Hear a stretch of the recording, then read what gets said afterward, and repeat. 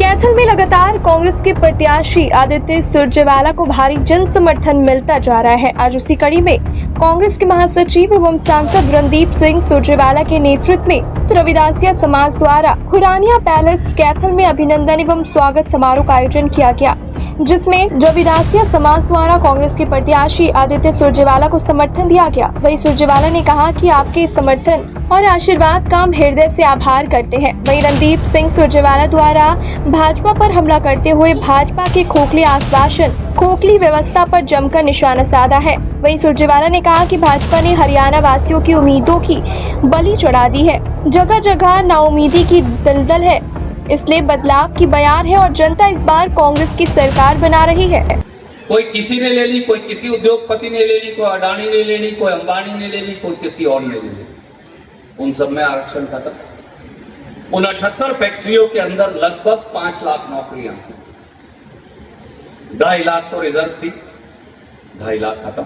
4 दरवाजे से आरक्षण फिर खत्म। एक आपसे और चौथी बात बताता हूं। भारत सरकार और हरियाणा सरकार में बजट देते हैं सेक्रेटरी, जो आईएएस ऑफिसर होते हैं। आईएएस में रिजर्वेशन का कोटा है हमारा, उतना ही है जितना और जगह, सब जगह बराबर है। कई मंत्री, ज्यादातर मंत्री, माफ करना, कम जानकार होते हैं। मैं इससे ज्यादा कहना कि भाई उचित नहीं लगेगा इसमें।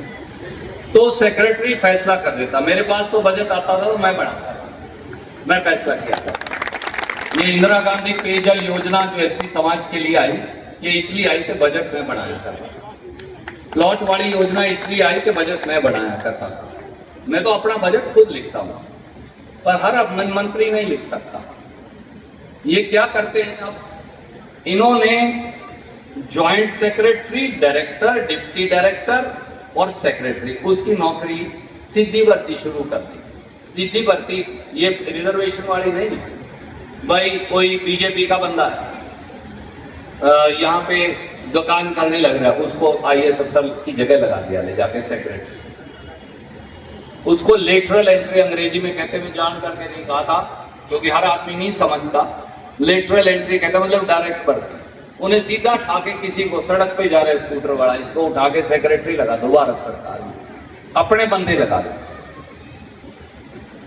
जब आप वो लगाओगे तो राहुल गांधी जो बार बार कहते हैं, रणदीप जो बार बार कहता है, मैं राहुल जी को रिकॉर्ड निकाल के पूरे हिंदुस्तान में जो 5 लाख करोड़ का बजट है, उसमें से एससी समाज का सेक्रेटरी जो कंट्रोल करता है वो 2000 करोड़। तो 4,98,000 करोड़ का बजट दूसरे लोग फैसला कर रहे हैं। मैं नहीं कह रहा दूसरे नहीं दे सकते, हमें दे सकते।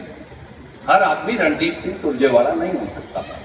बहुत लोग पूर्वाग्रह से कर सकते। अगर हमारा ही कोई बच्चा सीनियर आईएएस बन के, हमारा ही कोई भाई, हमारा ही कोई साथी वहां बैठा हो तो थोड़ी मेर पड़ता है। आपने देखा भी है, अपने जो अधिकारी हैं, जो किसी हाई पोस्ट पर बैठे हैं, थोड़ा मेर समाज की बात को सुनते हैं, थोड़ा समाज के साथ न्याय करने की कोशिश करते हैं। परंतु बीजेपी ने वो भी खत्म कर दिया। हरियाणा के अंदर ये 1%, यहाँ भी कोई एससी समाज के सेक्रेटरी को मेन विभाग का कंट्रोल ये नहीं है। सब रिकॉर्ड, सब कंट्रोल छीन लेते। और अब एक क्रीमी लेयर का नया कॉन्सेप्ट चालू करने की कोशिश कर रहे हैं। आइडिया ये है कि अगर कोई वाल्मीकि या कोई रविदासिया या कोई सैसी या घण, अगर उसे एक बार भी बहन जी नौकरी मिल गई सरकारी, तो कहते हैं दोबारा नहीं देंगे उसके बच्चों को। मैं पूछता हूं क्यों नहीं दोगे, क्यों नहीं दोगे? मैं चपड़ासी लग गया, मेरा बच्चा आईएएस नहीं लग सकता क्या? और एक बार नौकरी देने से भेदभाव खत्म नहीं हो जाता। मैं उदाहरण दूं, संगीता कालिया हमारी बेटी है, हमारे समाज की। सही है गलत है? सही है। क्या दुर्व्यवहार अनिल विज ने उसके साथ किया था? वो तो एसपी है। जो एसपी को बेइज्जत करके, धक्के मार के निकाल सकते हैं, तो पूर्वाग्रह खत्म हो गया या नहीं हुआ? नहीं हुआ ना? नहीं हुआ जी। तो क्योंकि अगर सुनीता कालिया एसपी लग गई तो आपने जैसे उसको धक्के मार के निकाला, बेइज्जत किया, तो पूर्वाग्रह अभी खत्म नहीं हुआ। इसलिए आईएएस आईपीएस बनने से भी आप किसी के बच्चे को महरूम नहीं कर सकते। और ज्यादातर तो अपने आईएएस आईपीएस लगते ही नहीं, अपने वाले तो ग्रुप डी में रह जाते हैं ज्यादातर तो। अब ग्रुप डी से ग्रुप ए तक का सफर उन्हें तय करना है। जिस दिन समाज में सारा पूर्वाग्रह खत्म हो जाए उस दिन हमसे दोबारा बात करना, वो भी समाज से, हमसे मत करना, मेरे जैसे लोगों से। पर आज तो संगीता कालिया का सम्मान सुरक्षित नहीं आईपीएस अफसर होके, मेरे और आपको कौन पूछने वाला ये ऐसा करने लगे। तो मैं आज आपसे कहता हूं मेरे भाइयों साथियों, चुनाव है, मैं मानता हूं मैं चुनाव से भटक गया, अपने दूसरे पारिवारिक मुद्दों पर, सामाजिक मुद्दों पर चला गया। मैं एक बात आपको कहता हूं, रणदीप सिंह सुरजेवाला मेरे भाइयों के लिए, एससी समाज के हर वर्ग के लिए, रविदासिया समाज के लिए भी, समाज के बाकी वर्गों के लिए भी, जब तक खून का आखिरी कतरा है लड़ता है।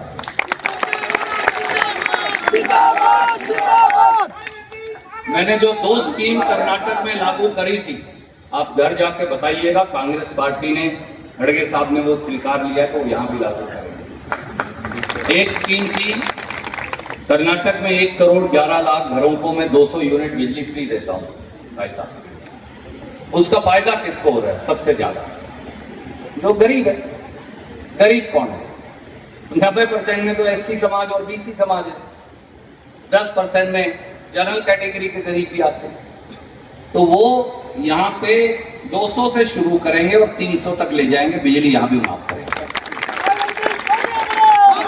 इसमें एक कंडीशन लगाना, वो लगा लो, बिल दे दो, इसमें क्या है, क्यों मारते हैं? पर जो लट्टू लगा रहे हैं माजी, जो 2 पक्के लगा रहे हैं, उन गरीबों का बिल तो माफ करो, ताकि कम से कम उनका एक खर्चा तो सरकार दे दे। तो ये करके दिखाएंगे। कर्नाटक में मैंने 2000 रुपए हर घर की एक महिला मुखिया को दिए थे। सारी महिलाओं को नहीं दे सकते, घर में 4 को थोड़ी दे सकते हो, फिर तो सरकार नहीं चले। तो घर में एक महिला मुखिया को, पुरुषों को नहीं दिए। बहुत लोगों ने कहा जी आप उसको दो, मालिक को। मैं कहा क्यों, दारू पी लेगा फिर मैं क्या करूँ? अब भाई बुरा तो मानियो ना, पर्ची खराब हो जाए कहीं। इसमें सारे तो पींदे भी नहीं। हाँ जी नहीं, मैं हाथ जोड़ के पहले माफी मांग लेता हूँ माँ जी इनसे, पुरुषों से। महिला बजट चलाती है घर का। दूध कितना महंगा हो गया, दाल कितनी महंगी होगी, पत्ती चाय की कितनी महंगी होगी, गैस सिलेंडर कितना महंगा हो गया, आटा कितना महंगा होगा, छोले राजमा कितने महंगे हो गए, मसाले कितने महंगे हो गए, क्यों कर चलाना। आखिर में पहला बजट जो करता हूँ घर का कटता, तारा कट है। मैं कर्नाटक में 1 करोड़ 22 लाख महिलाओं को 2000 रुपए 7वीं तारीख तक उनके खाते में सीधे जमा कराऊं, कोई बिचौलिया है ही नहीं।